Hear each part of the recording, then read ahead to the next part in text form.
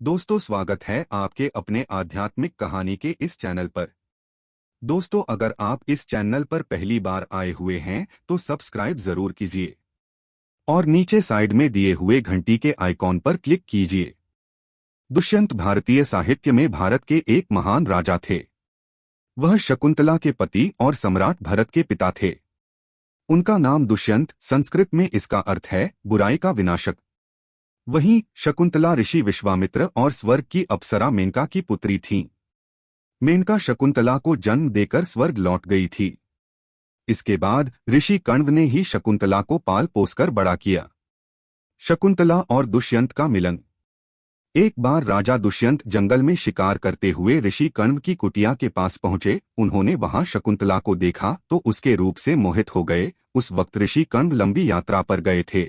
शकुंतला ने राजा का आदर सत्कार किया। दुष्यंत ने प्रेम बस शकुंतला के सामने शादी का प्रस्ताव रख दिया। एक राजा को अपने प्रेम में पड़ते देख शकुंतला ने भी दुष्यंत का प्रस्ताव स्वीकार कर लिया। इसके बाद दोनों ने गंधर्व विवाह किया। राजा ने अपनी राजमोहर वाली एक सोने की अंगूठी शकुंतला को पहना दी और कुछ दिन वही एक साथ रहने लगे। अब जब राजा दुष्यंत उसे अपने साथ राजमहल ले जाना चाहते थे, चूंकि ऋषि कण्व कुटिया में नहीं थे, इसलिए शकुंतला ने कहा कि वह अपने पिता तुल्य ऋषि कण्व की अनुमति के बिना उनके साथ नहीं आएंगी। इसके बाद राजा दुष्यंत ने शकुंतला को ऋषि कण्व के आने के बाद राजमहल में आने के लिए कहकर वहां से चल दिए। अब शकुंतला गर्भवती हो गई थी। जैसे जैसे दिन बीतते गए वह हर पल सिर्फ दुष्यंत के ख्यालों में खोई रहती। एक बार महर्षि दुर्वासा ऋषि कण्व से मिलने उनकी कुटिया में आए। शकुंतला वहां अकेली दुष्यंत के ख्यालों में खोई हुई बैठी थी। ऋषि दुर्वासा ने शकुंतला को आवाज दी, लेकिन वह ख्यालों में इतना खोई हुई थीं कि ऋषि दुर्वासा की पुकार नहीं सुनी। ऋषि दुर्वासा ने इसे अपना अपमान समझा। पौराणिक काल में ऋषि दुर्वासा अपने क्रोध के लिए जाने जाते थे। उन्होंने शकुंतला को श्राप दे दिया कि जिस व्यक्ति के ख्वाब में डूबकर उसने ऋषि का अपमान किया है, एक दिन वह उसे भूल जाएगा, और इतना कहकर वहां से चले गए। जब ऋषि कण्व यात्रा से लौटे तो शकुंतला ने गंधर्व विवाह की बात उन्हें बताई। ऋषि ने शकुंतला से अपने पति के घर जाने की आज्ञा दे दी। गर्भवती शकुंतला अपने पति दुष्यंत से मिलने के लिए हस्तिनापुर की ओर निकल पड़ी। रास्ते में नदी पार करते समय शकुंतला की सोने की अंगूठी नदी के पानी में गिर गई।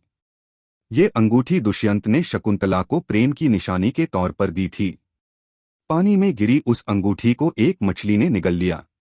दूसरी ओर ऋषि दुर्वासा के श्राप का असर हुआ और राजा दुष्यंत शकुंतला को पूरी तरह भूल गया। शकुंतला जब महल पहुंची तो दुष्यंत ने उन्हें पहचानने से इनकार कर दिया। शकुंतला ने अपने साथ बिताए सभी पल बताए और ये भी कहा कि उनकी कोख में दुष्यंत की संतान पल रही है।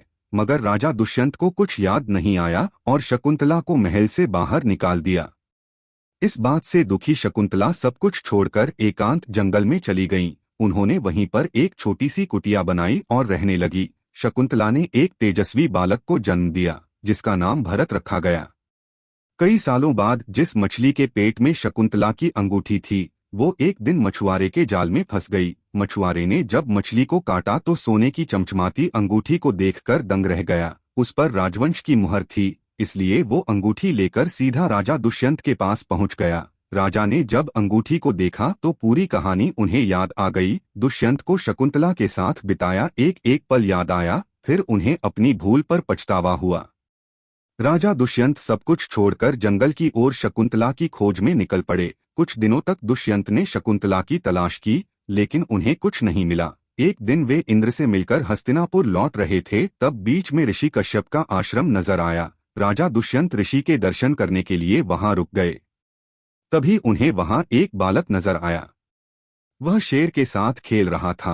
राजा दुष्यंत एक बच्चे को शेर के साथ खेलता देख अचंभे में पड़ गए। उनकी उत्सुकता बढ़ गई। उन्होंने बच्चे को उठाने के लिए जैसे ही हाथ आगे किया, तभी आश्रम की एक महिला की आवाज आई। महिला ने राजा से कहा कि इस बालक को मत उठाइए, इसके हाथ में काला धागा बंधा है। अगर आपने उसे उठाया तो धागा सांप में बदल जाएगा और आपको डस लेगा।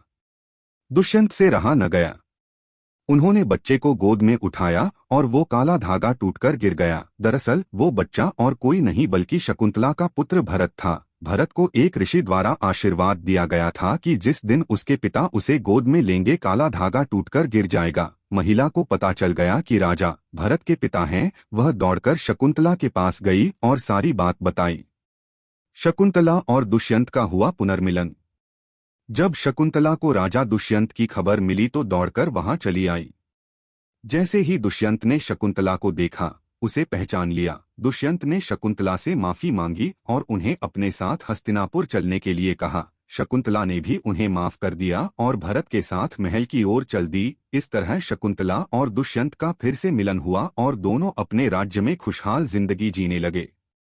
आगे चलकर भरत ने सत्ता संभाली और अपने पराक्रम का परचम दिया। कहा जाता है कि हमारे देश का नाम भारत इसी सम्राट भरत के नाम पर पड़ा था। दोस्तों, अगर आप इस चैनल पर पहली बार आए हुए हैं, सब्सक्राइब जरूर कीजिए और साइड में दिए हुए घंटी के आइकॉन पर क्लिक कीजिए। धन्यवाद।